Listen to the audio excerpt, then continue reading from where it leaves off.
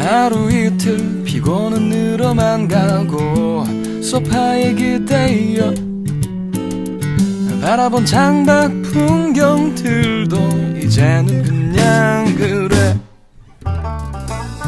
오랜만에 체중계에 올라서도 숫자가 안 보여. 에휴, 이건 좀 아니다. 한숨 쉬고 문 밖으로 나섰네. 어두운 창고 속 내 자전거 뽀얀 먼지 거미줄을 털고 어릴 적 아버지가 꼭 잡고 함께 달려주던 내 초록 자전거 바람 타고 날아보자. 물과 구름이 흐르는 곳으로 두 팔 벌려 달려보자. 유쾌한 칫소리 맞춰. 어린 시절 부모님과 함께 타던 자전거의 기억. 자전거는 누군가의 소중한 추억입니다. 자전거를 타는 마음으로 함께하는 우리의 시간도 먼 훗날의 미소로 기억되는 추억으로 남길 기대합니다. 강토밴드의 초록 자전거 함께 들어보았습니다. 여러분에게는 자전거에 대한 추억이 있으신가요? 선생님은 개인적으로 할아버지와 함께 자전거를 타던 기억이 지금도 아주 새록새록 기억이 나네요. 이 기억이 선생님한테 특히나 의미 있는 이유는 선생님의 할아버지가 돌아가셨기 때문입니다. 할아버님과의 추억이 담긴 자전거 이야기. 여러분들도 나름대로 자전거와 관련된 추억, 기쁜 추억, 행복한 추억이 많이 만들어졌으면 하는 바람 가지고 있습니다. 자, 물론 우리가 함께하는 이 시간이 추억으로 남을 수 있으면 더욱더 좋겠죠. 자, 그러면 이제 수업에 대한 이야기로 넘어가도록 할게요. 우리 지난 시간에는 호진이네 가족 이야기를 한번 깊이 있게 들여다보는 시간을 가져봤어요. 가족 간의 갈등이 왜 일어나는지에 대해서도 알아봤고, 그리고 호진이와 엄마가 갈등하는 이유, 각자의 이유가 있었죠. 그 이유에 대해서도 한번 알아보았습니다. 자, 마지막 부분에서 앞으로 이어질 내용을 한번 추측을 해보기도 했는데, 오늘도 어제도 이런 상황이 발생했다라고 하면 내일 역시, 미래 역시 호진의 가족 상황은 아마 안 좋은 상황으로 계속 이어질 것이다 라는 추측을 한번 해보기도 했네요. 이 예측이 과연 맞았을지 오늘 수업을 통해 여러분들이 한번 확인해 보시면 좋을 것 같습니다. 그럼 바로 학습지로 들어가 보도록 할게요. 자, 지난 시간에는 이 페이지까지 한번 같이 공부해 봤었죠? 내일은 좀 다르면 좋겠다, 제발 그러면 좋겠다 라고 바람을 표시했지만 과연 긍정적인 상황이 이어질지는 잘 모르겠습니다. 다음 부분 같이 볼게요. PC방에서 나오니 8시 반이었다. 학원 끝나려면 30분쯤 남았는데 그냥 집에 가기로 했다. 어차피 아무도 없는 집, 내가 몇 시에 들어왔는지 모를 거라고 생각했는데 뜻밖의 거실에 불이 켜져 있다. 팔짱을 낀 엄마가 나를 쏘아봤다. 너 어디서 오는 길이야? 학원. 학원? 말꼬리가 비틀려 올라갔다. 가슴이 덜컥했지만 벌써 말해버렸으니 어쩔 수 없었다. 엄마가 피식 웃더니 내 눈앞에 휴대전화를 내밀었다. 화면에 숫자들이 보였다. 엄마도 아빠처럼 로또 복권을 사나? 참 이상한 일이 아닐 수 없습니다. 왜 항상 이야기 속에서는 뭔가 주인공이 나쁜 일을 할 때 꼭 그것을 걸리게 되는 걸까요? 우리는 평소에 뭐 나쁜 일 해도 안 걸리는 경우도 많이 있잖아요. 아마 이야기를 조금 더 극적으로 만들기 위해서 작가가 그렇게 의도한 것이 아닐까 생각을 했는데, 역시나 원래 학원을 가야 되는데 PC방을 갔다 왔어요. 엄마가 평소에 늦으니까 아마 PC방에 가도 안 걸리겠다 생각을 했겠죠. 그런데 이게 웬걸, 엄마가 집에서 기다리고 있습니다. 여기 보니까 엄마가 휴대전화를 내밀었다고 하네요. 여러분들은 이 속에 어떤 내용들이 있을 줄 알고 있죠? 자, 화면에 숫자들이 보였는데 엄마도 아빠처럼 로또 복권을 사나? 라는 말이 있어요. 여러분, 이게 무엇이냐면 바로 호진이가 엄마의 핸드폰 내용을 추측한 겁니다. 우리가 여기 옆에 나와서 옆에 질문으로 이 글 내용을 추측하는 것처럼 호진이도 한번 내용을 추측해 본 거예요. 그럼 다음 내용에 과연 호진이의 추측이 맞을지 틀릴지 예측해 볼 수 있겠죠. 자, 넘어가기 전에 일단 전체적인 내용 한번 보면요. 여기서부터 새로운 사건이 시작됩니다. 아마 갈등이 더 심화되는 내용이 나올 수가 있겠고요. 자, 엄마도 아빠처럼 로또 복권을 사나? 라는 말을 통해서 우리 여기 아빠가 로또 복권을 사는 이유. 일단 아빠가 로또 복권을 산다는 게 경험적으로 있으니까 이런 말을 했을 거 아니에요. 그 이유 한번 생각해 봅시다. 왜일 것 같으세요? 여러분, 부모님이 로또 사는 걸 한번 보신 적 있나요? 선생님도 개인적으로 이제 로또를 몇 번 사보긴 했는데 이 로또를 사는 심리가 있습니다. 자, 한번 정리를 해봤어요. 일단 갈등의 원인 중 하나가 돈이었잖아요. 그래서 이 돈 문제가 해결됐으면 하는 마음이 있으니까 로또를 사는 것이 아닐까 한번 추측을 해봅니다. 즉, 지금 집안 상황이 너무 어려우니까 로또라도 맞아서 돈이라도 많아지면 상황이 괜찮아지지 않을까. 지푸라기라도 한번 잡는 심정으로 사보지 않았을까 생각을 합니다. 자, 아빠의 마음이 조금 절박하게 느껴지기도 하죠. 그럼 넘어가 볼게요. 엄마한테 물었다. 이게 뭔데? 너 결석한 날이라고 학원에서 문자 보낸 거야. 무슨 짓을 하고 다니는 거야, 도대체? 무슨 짓을 하고 다니는지 정말 궁금해서 묻는 말이 아닐 거다. 학원에 가기만 하면 내가 뭘 하든 관심이 없듯 학원에 안 가기만 하면 내가 하는 일은 모두 나쁜 짓이 될 테니까. 엄마가 손바닥으로 내 등을 철퍽 때렸다. 학원비가 하늘에서 뚝 떨어지는 줄 알아? 엄마가 왜 밤늦게까지 고생하고 다니는데? 나도 궁금했다. 엄마는 나를 학원에 보내기 위해 일을 하는 걸까? 일을 하기 위해 나를 학원에 보내는 걸까? 엄마는 내 성적이 오르지 않는 이유를 이제야 알겠다는 표정이었다. 하지만 엄마가 아는 건 절반뿐이다. 하루도 빠짐없이 학원에 가도 내 성적은 오르지 않을 거다. 내가 공부를 포기했듯 학원에서도 날 포기한 지 오래다. 꼬박꼬박 받는 학원비 때문에 공부를 시키는 척 할 뿐. 자, 여기서도 다시 한번 갈등이 나옵니다. 갈등이 엄청나게 연속되고 있습니다.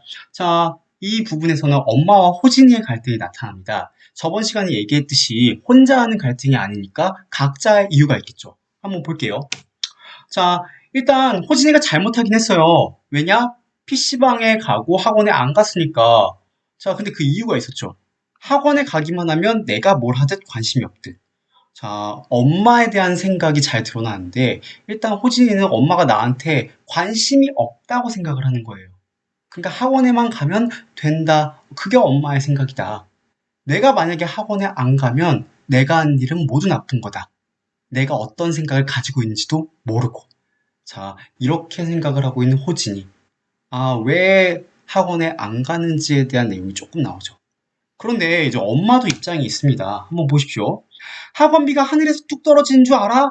엄마가 왜 밤늦게까지 고생하고 다니는데 엄마가 새롭게 일을 시작하고 밤늦게까지 고생하는 이유가 다 호진이 학원 보내가지고 잘 되게 하려고 그러는 건데 얘는 내 말을 듣지를 않아. 이런 내용 엄마의 입장에서 얼마나 속상할지 여러분들도 생각해 보실 수 있을 것 같아요. 입장 바꿔서 한번 봅시다. 여러분들이 커서 엄마가 됐어, 아빠가 됐어. 그런데 여러분들의 자녀가 성적은 바닥인데 공부를 하질 않아요. 그 이유는 잘 모르겠는데 이상하게 학원 가면 뭐 문자가 와가지고 안 왔다는 소리만 듣고 나는 막 힘들어 죽겠는데 엄마의 마음이 어떨 것 같습니까? 자, 일단 이런 엄마의 생각도 있겠지만 또 내가 이야기를 하네요. 난 이런 생각도 가지고 있습니다. 엄마가 나를 학원에 보내기 위해서 일을 하는 걸까? 이 앞부분까지의 내용을 보면 엄마는 나를 위해서 일을 한다. 이렇게 볼 수 있겠지만 뒷부분이 중요합니다. 일을 하기 위해 나를 학원에 보내는 걸까? 엄마가 나를 학원에 보내는 이유가 단지 엄마의 일을 위해서, 즉 엄마의 개인적인 무언가 목표나 욕심을 위해서 보내는 게 아닐까 하는 추측까지 하고 있습니다. 엄마에 대해서 되게 부정적인 생각을 하고 있는 거고요. 자, 여기서도 얘기했네요. 그리고 또한 내가 학원을 안 가는 이유는 내가 이미 공부를 포기했기 때문이야. 그리고 이렇게 공부를 포기한 나이기 때문에 학원에서도 날 포기한 지 오래라는 거예요. 그래서 나는 학원에 안 간 건데 엄마는 내 생각도 모르고 이렇게 나를 혼내니까 두 사람 사이에 갈등이 벌어진 거죠. 자, 근데 이제 여기 질문을 한번 던지고 싶어요. 엄마와 호진이, 여러분들은 누구한테 손을 들어주고 싶은가요? 그 이유는요, 선생님이 이렇게 질문을 한번 해봤는데, 이건 여러분들의 과제로 넘기겠습니다. 일단 엄마의 입장 혹은 호진이의 입장, 둘 중에 하나를 들어주세요. 그리고 각각 상대방을 설득시킬 수 있을 정도로 자세하게 생각의 이유를 이야기해 주시면 됩니다. 엄마도 나름대로의 이유가 있었고요. 호진이도 나름대로의 이유가 있었습니다. 이런 내용들을 종합적으로 생각을 해봐서 여러분들의 의견을 얘기해 주세요. 1번 과제입니다. 자, 넘어가도록 하겠습니다. 학원 빼먹고 어디 갔냐니까? 엄마 손이 점점 메어졌다. 참으려고 했는데 너무 아팠다. 나는 내 팔을 잡은 엄마 손을 뿌리쳤다. 중심을 잃은 엄마가 비명을 지르며 주저앉았다. 신호진! 버럭 고함 소리가 들렸다. 언제 왔는지 아빠가 구두도 벗지 않고 달려들어왔다. 너 이 자식! 눈앞에 불꽃이 튀고 귀가 멍멍했다. 정신을 차려보니 나도 엄마 옆에 쓰러져 있었다. 아빠가 내 목덜미를 잡아 일으켰다. 어디서 배워먹은 버릇이야? 어디서 엄마를? 호진이한테 손대지 마! 엄마가 벌떡 일어나더니 내 뒷덜미를 잡은 아빠 손을 풀었다. 참견하지 마! 당신이 언제 호진이 교육시키는데 관심이나 있었어? 교육? 말 잘했다. 그렇게 교육에 신경 쓰는 사람이 애 혼자 놔두고 밖으로 나돌아? 그게 누구 때문인데? 누구 때문에 내가 이곳에 놀았는데? 엄마 아빠 목소리가 점점 높아졌다. 둘 다 상대가 하는 말 중에 대답하고 싶은 말에만 대답했다. 엄마 아빠한테 나는 보이지 않는 것 같았다. 자, 점점 갈등이 심화되는 모습이 보이죠. 맨 처음에는 호진이가 PC방 간 것 때문에 엄마랑 호진이가 갈등을 하기 시작하다가 이제 아빠까지 들어왔었습니다. 그러니까 이제 아빠와 호진이 엄마의 갈등으로 점점 번져가고 있죠. 그런데 이 부분을 한번 주목해서 볼 필요가 있는 것 같아요. 호진이가 엄마 손을 뿌리치다가 엄마가 주저앉았습니다. 그런데 누가 등장하죠? 아빠입니다. 아빠가 구두도 벗지 않고, 그러니까 엄청 다급하게 달려들어서 너 이 자식이라고 호진이를 때립니다. 이게 무슨 일일까요? 선생님은 이게 되게 궁금했어요. 그래서 질문을 옆에 한번 만들어 봤는데요. 아빠가 나한테 달려든 이유는 무엇일까요? 이 행동 속에 아빠의 마음이 담겨 있다면 어떤 마음일지 여러분들은 한번 추측해 보실 수 있을 것 같으세요? 개인적으로 선생님은 이렇게 생각했습니다. 아직 아빠한테 엄마를 생각하는 마음이 남아있는 거 아닐까? 다른 말로 하면 아직 엄마를 좋아하는 게 아닐까 생각을 해봤던 거예요. 분명히 엄마와 아빠는 싸웠습니다. 갈등을 하고 있어서 아빠는 평소에 말도 안 하고 주말에 회사로까지 출근을 하는 사람이야. 그런데도 불구하고 엄마가 쓰러진 걸 보고 이렇게 민감하게 반응하는 걸 보면 아마 엄마를 생각하는 마음이 남아있는 것이 아닐까 볼 수 있고요. 거기에 대한 근거로 한번 들어보는 게 이런 두 가지 사건이에요. 일을 시작하는 엄마를 바라보는 시선을 어떻게 표현했었냐면 교통사고 난 자동차를 보는 것 같았다라는 표현을 했어요. 만약에 그러한 시선이 교통사고 난 자전거에 대한 안타까움, 슬픔 이런 걸 표현한다고 하면 엄마를 보는 슬픈 시선으로 표현할 수 있겠죠. 애처롭게 바라본다는 것은 생각하는 마음이 있다라고도 볼 수가 있을 것 같고 또한 로또를 사는 마음이 있어요. 만약에 로또가 되면 돈 문제가 해결되니까 집안의 상황이 해결될 거다. 아마 집안 상황이 좋아지면 두 사람 사이의 갈등도 회복되지 않을까라는 기대가 담겨 있는 걸 생각해 볼 수 있겠죠. 아마 아빠는 좀 이 상황을 나아지게 만들고 싶다 이런 생각을 하고 있는지도 모릅니다. 이렇게 보면 좀 아빠가 불쌍하기도 하죠. 자, 이쪽 이제 다음으로 한번 볼게요. 하지만 이런 아빠의 마음에도 불구하고 엄마 아빠의 싸움은 점점 심해집니다.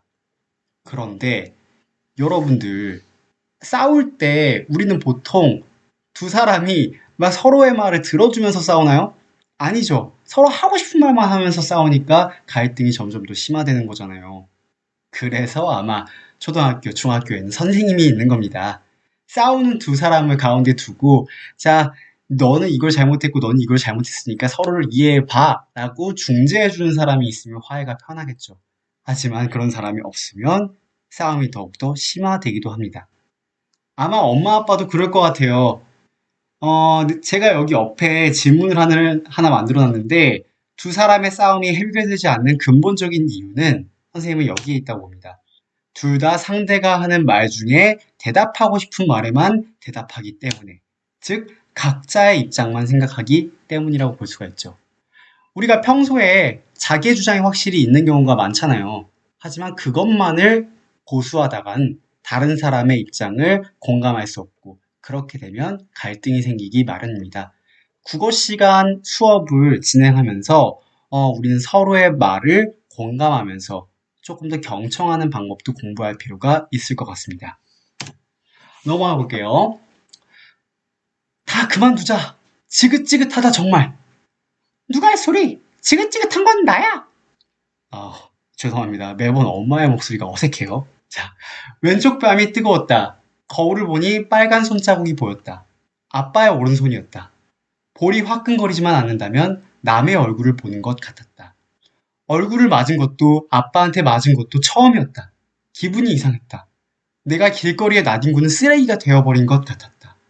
밟히고 밟혀 길바닥에 까맣게 눌러붙은 껌자국이 되어버린 것 같았다.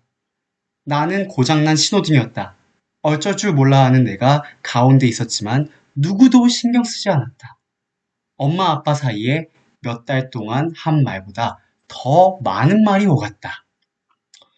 자, 결국 이제 호진이가 아빠한테 뺨까지 맞고 아주 처참한 심정을 가지고 있죠.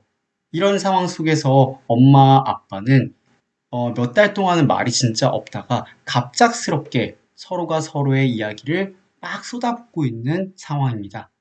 갈등이 거의 최고조에 이른 상황이라고 볼 수가 있겠죠. 자, 근데 이 문단에 한번 주목해 봅시다. 여러분들한테 과제로 넘길 거예요. 호진이가 자기 자신의 상태를 비유적으로 표현한 것에 밑줄을 치고 그것이 어떤 의미인지 생각해 봅시다 라는 과제를 한번 여러분들한테 내줘 볼게요. 자, 이쪽 문단을 보면 비유가 상당히 많이 쓰였어요. 초등학교에서도 배웠겠지만 비유는 빗대어 표현하는 방법이라는 것입니다. 작가가 자기의 이야기를, 주인공의 이야기를 조금 더 효과적으로 표현하기 위한 표현 방법이라고 볼 수 있겠죠. 여러분들이 해야 할 것은 비유라고 생각하는 표현을 일단 모두 찾아주세요. 몇 개가 있는지는 지금 밝히지 않겠습니다. 모두 찾고 그 다음에 그것의 의미들을 얘기해 주세요. 내가 찾은 비유는 이건데 이것의 의미는 이런 것 같아요. 이것 때문에 비유 표현을 사용한 것 같아요. 라고 여러분들의 생각을 말해 주시면 됩니다.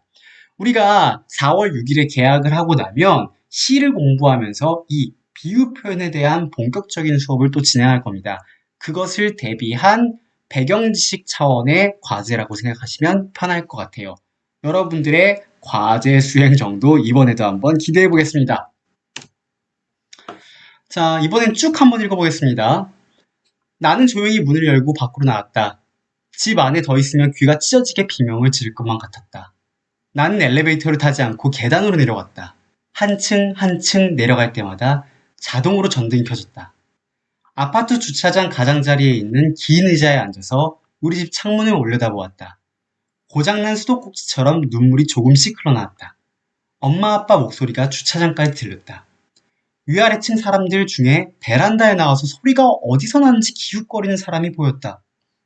불이 꺼진 집이 별로 없었다. 9시면 잠들기에 이른 시간이다. 이맘때면 다들 수박을 먹으며 텔레비전을 보고 있을 텐데 나는 왜 여기 나와 있어야 할까? 어디로든 가버리고 싶은데 갈 곳이 없다. 모기가 자꾸 종아리를 물었다. 나는 종아리를 힘껏 때렸다. 때리고 또 때렸다. 이놈의 모기! 나쁜 놈! 나쁜 새끼! 때려도 잠깐뿐 종아리가 다시 간지러웠다. 침을 바르고 박박 긁어도 참을 수 없었다. 견디다 못해 집으로 들어갔다. 처음 장면 부분을 보면 뭔가 영화 속 한 장면 같은 느낌이 들기도 해요. 호진이가 엘리베이터를 타지 않고 계단으로 내려가는데 한 층 한 층 내려갈 때마다 자동으로 전등이 켜졌다고 하잖아요. 한 층 내려갈 때마다 딱, 한 층 내려갈 때마다 딱. 뭔가 영상으로 표현하면 훨씬 더 호진이의 참담한 심정이 강조될 것 같은 느낌이 듭니다. 자, 그리고 여기 보면 고장난 수도꼭지처럼 눈물이 조금씩 흘러나왔다라고 해서 또 한 번 비유 표현이 쓰였습니다. 고장난 수도꼭지는 똑똑똑똑 눈물처럼 물이 계속 흘러내리죠. 그것을 호진이에게 비유한 겁니다. 자, 근데 이러한 전체적인 표현 방법을 보면 작가가 비유 표현, 그리고 장면을 생생하게 표현하고자 노력하고 있다는 사실을 알 수 있습니다. 여러분, 이렇게 글 속에서 작가가 어떠한 방식을 통해 생생하게 장면을 표현하려고 했는지 같이 공감해보며 읽으면 더 좋을 것 같고요. 여기 보시면 호진이의 심정 여러분들 이해할 수 있겠죠. 지금 모기가 잘못한 게 아닐 텐데 이놈의 모기, 나쁜 놈, 나쁜 새끼라고 욕을 하고 있습니다.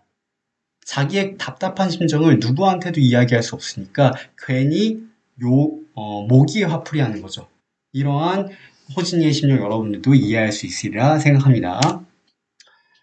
소리 없이 내 방으로 가려는데 안방에서 이야기 소리가 들렸다. 싸우는 소리가 아니었다. 조용히 주고받는 말소리였다. 엄마 아빠가 화해를 한 모양이었다. 별일이었다. 나는 문 가까이 가서 귀를 기울였다. 엄마 목소리가 들렸다. 호진이는 내가 키워. 누구 맘대로. 당신은 애를 아예 잡을 거야. 당신한테 가면 호진이가 당신 동생처럼 사회 부정자가 될걸? 석기 얘기가 왜 나와? 어차피 갈라서기로 할 거면 곱게 헤어지자. 내 말이 그 말이야. 헤어지자. 한국말인데 한동안 뜻이 생각나지 않았다. 엄마 아빠가 이혼을 한다? 이혼은 드라마에만 나오는 곳인 줄 알았다. 남의 집 이야기로만 알았다. 눈앞이 캄캄했다. 오늘은 여기까지 한번 같이 읽어보도록 하겠습니다. 같이 책을 읽어온 친구들은 아마 호진이의 마음에 조금 공감할 수 있을 것 같습니다. 얼마나 지금 처참한 심정을 가지고 있을까요? 부모님의 이혼이라니. 마른 하늘의 날벼락 같이 아주 가슴이 무너져 내리는 듯한 느낌을 받을 것 같은데요. 선생님은 개인적으로 주변에 가까운 친구가 이런 부모님의 이혼을 경험한 적이 있어가지고 더 호진이의 상황이 안타깝게만 느껴집니다. 이런 심각한 상황, 호진이는 어떻게 이겨낼 수 있을지, 혹은 이 다음 이야기는 어떻게 전개될 수 있을지 궁금증, 물음표죠. 물음표를 한번 갖고 다음 시간에 같이 내용 읽어나가도록 하겠습니다. 자, 오늘도 과제가 있습니다. 이미 공지를 했겠지만 다시 한번 정리를 해줄게요. 두 가지의 과제가 있었는데 하나하나 살펴보도록 할게요. 첫 번째 과제입니다. 첫 번째 과제는 보자. 자, 엄마 vs 호진. 그러니까 엄마와 호진이의 갈등이죠. 이 상황에서 여러분들은 누구에게 손을 들어주고 싶으신가요? 그 이유는요? 라는 질문을 한번 해봤습니다. 갈등에는 각자의 이유가 있다고 했으니까 여러분들은 누구의 편을 설지 한번 생각을 말해주시고, 자, 여러분들이 선 편 상대편이죠. 그 상대편을 설득시킬 수 있을 정도로 좀 구체적으로 이유를 적어주시면 고맙겠습니다. 그게 첫 번째 과제겠고요. 두 번째입니다. 두 번째는 호진이가 자기 자신의 상태를 비유적으로 표현한 것에 밑줄을 치고 그것이 어떤 의미인지 생각해 봅시다는 과제를 내주었어요. 이 이야기 속에는 상당히 비유적인 표현이 많이 있는데요. 선생님이 제시한 문단 속에는 하나 이상의 비유 표현이 숨어 있습니다. 여러 가지가 있다는 거예요. 그러니까 여러분들은 이게 비유인 것 같다 생각하는 것을 모두 찾은 다음에 각각 그 내용이 어떠한 의미를 담고 있을지를 이야기해 주시면 됩니다. 자, 이렇게 두 가지 과제를 한번 내줬는데 여러분들 이제 주말입니다. 예전보다 금요일이 그렇게 즐겁진 않은 것 같아요. 집에 있는 시간이 길어지다 보니까 불금 이런 느낌도 많이 사라지긴 했는데 그래도 금요일이잖아요. 즐거운 마음으로 주말을 맞이하는 우리 중앙 친구들이 됐으면 좋겠습니다. 우리는 월요일 날 10시에 수업 영상으로 다시 한번 찾아뵙도록 하겠고요. 오늘 금요일 1시 반, 오후 1시 반이죠. 그때 선생님과 같이 줌이라는 프로그램으로 원격 수업을 한번 진행해 보려고 해요. 뭐 복잡한 내용의 수업은 아니고요. 여러분들이 목요일날 선생님이 내줬던 과제에 대해서 답변을 해준 내용을 한번 같이 보는 간단한 형식의 수업입니다. 지난번에는 카카오톡 라이브로도 한번 진행을 해봤는데 여러 가지 방법을 한번 사용해 보면서 우리가 가장 효율적으로 원격 수업을 할 수 있는 방식을 찾아보려고 하는 거니까 너무 부담을 갖지 말고 참가할 수 있는 친구들은 1시 30분에 컴퓨터 앞에 와 있어 주시면 됩니다. 선생님이 따로 전달을 해주도록 하겠습니다. 아마 구글 클래스룸에 새롭게 공지가 올라가는 걸 주목해 주시면 될 것 같습니다. 자, 이번 영상에서는 이렇게 인사드릴게요. 우리 월요일날 봅시다. 안녕!